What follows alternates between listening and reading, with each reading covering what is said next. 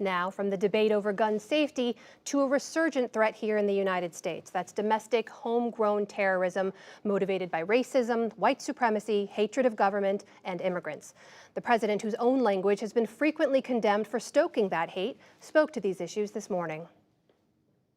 In one voice, our nation must condemn racism, bigotry, and white supremacy. These sinister ideologies must be defeated. Hate has no place in America. We have asked the FBI to identify all further resources they need to investigate and disrupt hate crimes and domestic terrorism, whatever they need.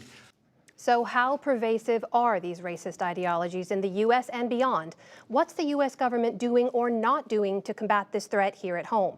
We're joined by Kathleen Belew, a professor at the University of Chicago who's an expert on the history of white supremacists and author of Bring the War Home, the White Power Movement and Paramilitary America, and Seamus Hughes. He's the deputy director of the program on extremism at George Washington University.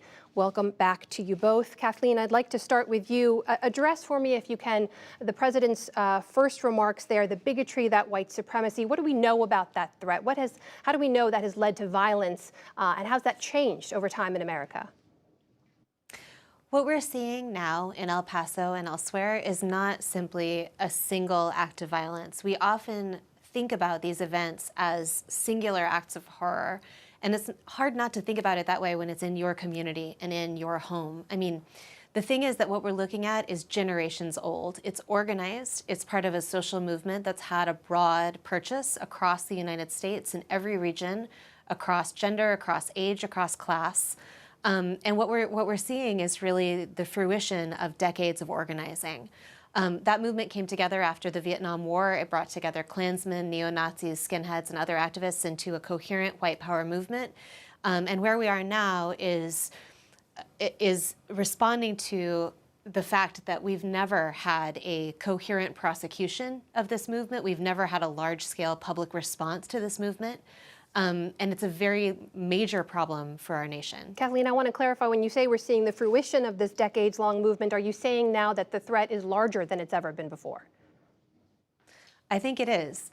One thing that you can learn from looking at the archive of this movement, from the history of that earlier period, is that when these activists think about violence and acts of violence like the El Paso shooting or the Oklahoma City bombing or the attacks on synagogues, those acts are not meant to be the end point of this organizing. Those acts are meant to be political and ideological actions that bring other activists into the movement, that quote unquote awaken people into joining this groundswell. And Kathleen, I want to ask you, I do want to ask you. The end point is race war. I apologize for interrupting. I do want to ask you about some of that recruitment in a moment, but I want to make sure we bring in Seamus Hughes here to respond to the other part of what President Trump said, which was that he has asked federal authorities for what resources they need. What do we know about what federal resources are going to combat what Kathleen says is clearly a growing and larger threat than ever before? Well, we know that domestic terrorism has always been an afterthought when it comes to addressing these issues. It's always been underutilized, under-resourced.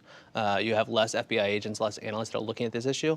At the same time, you've got 1,000 active investigations when it comes to ISIS and 1,000 active investigations when it comes to domestic terrorism. I think it's time to take a hard look at where we're putting our resources. What would you say now about where the resources are going? Are they going where they should be? Not quite yet. And I think it's fair to say that they're woefully understaffed as it stands right now. We're going to need to focus this in a coherent way. We're also going to need to look at this as a movement around the country, right? You're not just talking about these one-off events. I agree with my colleague on this. This is an ideology that's pervasive. Kathleen, back to you on this, that idea that this is a movement in some way, and that a lot of this recruiting goes on online. I heard one former white supremacist talking about the internet as sort of a 24/7 hate buffet. Tell me a little bit about how this movement grows. You know, this is another area where what seems very new to us because of social media and because of the way that these attacks go viral in our current moment is actually a strategy that's been perfected in this movement over decades. This movement went online in 1983, 84, and kind of the pre-internet chat rooms. called the Liberty Net. And on those chat rooms, they were exchanging not only hit lists and assassination targets and things like this, but also recipes, and they posted personal ads. In effect, they were doing social media before social media even existed for the rest of us. So the idea that that's new is erroneous. What is new is, of course, the scale permitted by these kinds of outlets and the way that technologies of communication and technologies of killing allow the body counts to go higher and higher and higher. Seamus, I want to ask you about how we approach this in a federal way to combat this threat. And I want to play for you a soundbite from FBI Director Christopher Wray. He was asked about that domestic threat by Illinois Democrat Dick Durbin in July. Take a listen to this. I think the greatest terrorist threat to the homeland is the homegrown violent extremist. I will say that These we would be take foreign inspired, which is jihadist-inspired violence. That does not mean, by any stretch of the imagination, that we don't take domestic terrorism, including hate crime committed on behalf of some kind of white supremacist ideology, extremely seriously. Seamus, the FBI director there, is distinguishing between Americans inspired by foreign terrorism and Americans inspired by domestic ideas, white supremacy, and so on. Do you agree with his assessment there, that one is a bigger threat than the other? If you look at the numbers, they're generally on par when it comes to violence. Now, the difference is how we address it. When it comes to law enforcement, you have something called the Material Support to Terrorism Clause, which allows you to interject yourself as law enforcement in a much earlier process than you do for domestic terrorist groups. So there's less tools available for law enforcement. There's also less coordination going on at the federal level. Kathleen, the big question here, of course, is what is driving the growth of this movement? A lot of people, of course, have concentrated the conversation around some of the political rhetoric, some of it coming from President Trump himself. You have studied this movement for years and years. So tell me how you assess what's fueling this hatred right now.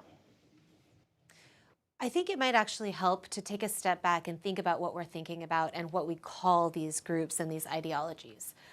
White supremacy is much bigger than what we're talking about when we think about an event like El Paso. White supremacy we could think about as undergirding enormous parts of our electoral politics, our legal system, our court system, and more. What we're talking about here is a small fringe movement that is attempting an overthrow of the United States through guerrilla violence in order to provoke and incite race war. I'm not overblowing this. This is what is in the writing. This is what people are trying to accomplish in these manifestos. When we think about a phrase like white nationalism, I think too many people still think about sort of just overzealous patriotism or whiteness within the United States or promoting whiteness within the United States. But the nation at the heart of white nationalism is not the United States. It's the Aryan nation. It's imagined as a transnational white polity that is fundamentally opposed to the interests of the United States.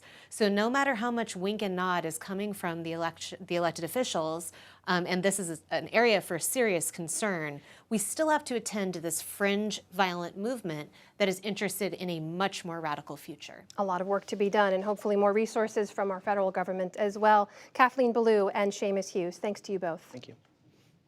Thank you.